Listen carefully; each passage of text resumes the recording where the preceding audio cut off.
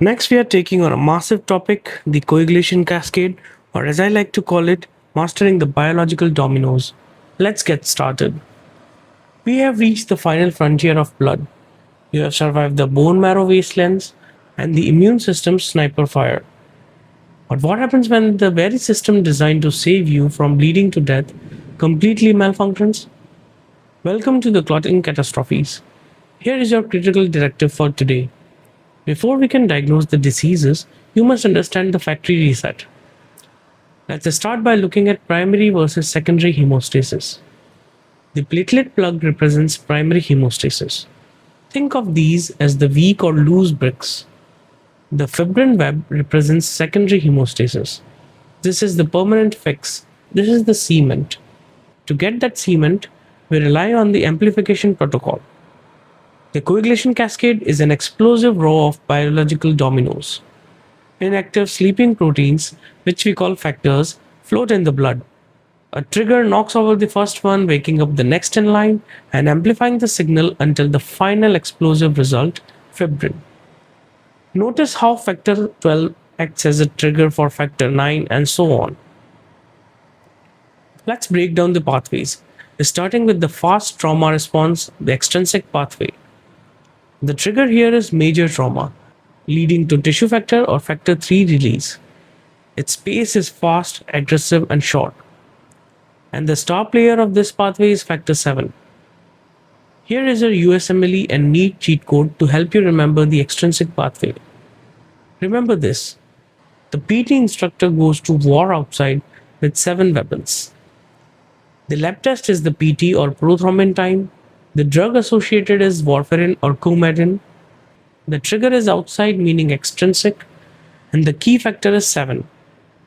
Now let's look at the internal alarm, which is the intrinsic pathway. The trigger here is endothelial damage, which exposes negatively charged collagen. The pace of this pathway is long, complex, and internal. The main players in order are factors 12 to 11 to 9 and finally to 8. Time for another cheat code. For the intrinsic pathway, remember this phrase: play table tennis indoors using the tenet factors. Tenet gives us everything we need.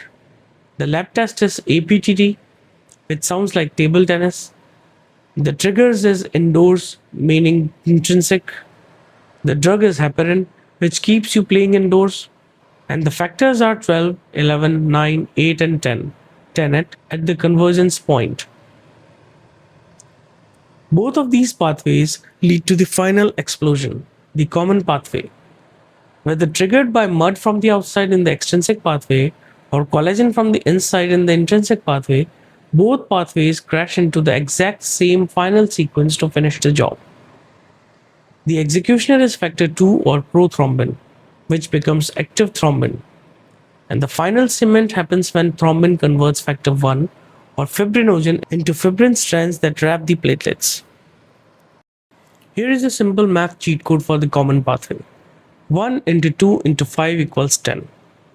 Factor 10 working with its cofactor 5 converts factor 2, which is prothrombin, into active thrombin. Thrombin then converts factor 1, fibrinogen, into fibrin. When we put it all together, we get the complete biological map of the coagulation cascade.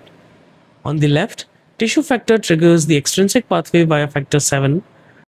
On the right, the intrinsic pathway flows from 12 to 11 to 9 and 8. They both converge in the middle at the common pathway with factors 10, 5, 2, and finally 1, resulting in a fibrin clot. To summarize everything for your exam, here is the diagnostic matrix. The extrinsic pathway is triggered by tissue factor from trauma, relies on core factor 7, is measured by the PT lab test, and is affected by the anticoagulant drug warfarin. The intrinsic pathway is triggered by endothelial collagen, relies on core factors 12, 11, 9, and 8, and is measured by the APTT lab test, and is affected by heparin.